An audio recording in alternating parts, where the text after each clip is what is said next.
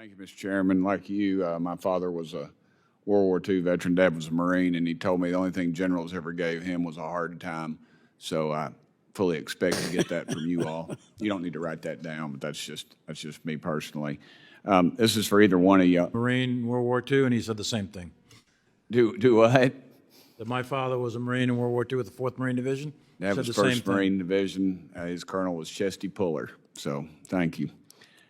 This is for either one of y'all. The Taliban was in violation of the Doha Agreement. Why did we remove our troops? I think that's a question for policymakers, not for either of us.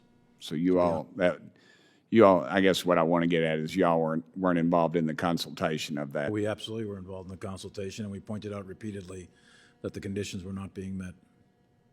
That's what I wanted to know. Can you explain why the arbitrary deadline of August 31st was chosen as the date of removal from Afghanistan? And was the State Department or Department of Defense the ones that chose this date? Didn't choose the date, but I can tell you some of the logic and thinking that was going behind that. So the date of May 1st is the Doha Agreement. Right. This current administration, the Biden administration, comes into office on the 20th of January.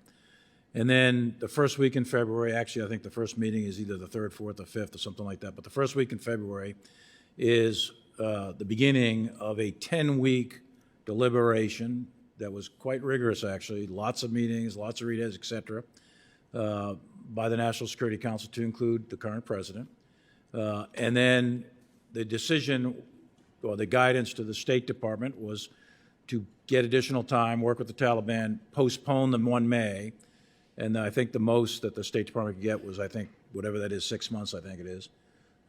And that then bounds your problem from time of decision, 14 April, not going to go with 1 May, and it takes you out X amount of days. I think it was whatever that is to the end of August, September. But that was the backstop, and that was because of negotiations between Zal Khalilzad and the Taliban as to how much he could push it to the right. 13 Americans, including my constituent, Staff Sergeant Ryan Knaus, and 170 Afghanis were killed at Abbey Gate. Do y'all consider this withdrawal a success? Well, as I said in my opening statement, and I've previously said in several previous testimonies, I think the whole thing is a strategic failure. I've said that openly several different times.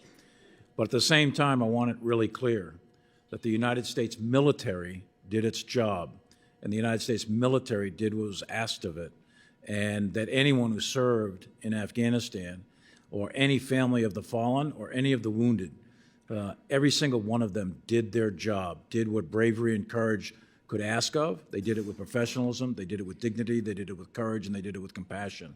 So I believe the United States military executed its mission, and I think that they did so with great professionalism. And my dad had another saying, I'm sure he stole it from somebody, but old men make decisions and young men die. And that, as a parent, that's what happened here, and those old men being at the State Department. Would it have been better to choose a measure of operational success rather than a date when deciding your all's date of withdrawal? I think one of the lessons, if you want to call it a lesson, I suppose, is don't put date certains on things like this, and don't announce them, and don't put date certains. That's basically you lose whatever leverage you might have had if you're involved in some sort of negotiation. It seems to me that we've never learned that lesson. We always announce these dates, and then whether it be Vietnam or some other debacle, and it just seems to always end the same way. General McKenzie, you're not getting enough airtime, so I want to ask you a question, if that's all right, brother. What was CENTCOM's official assessment of the ties between the Taliban and other terrorist organizations, and do you agree in hindsight with those assessments?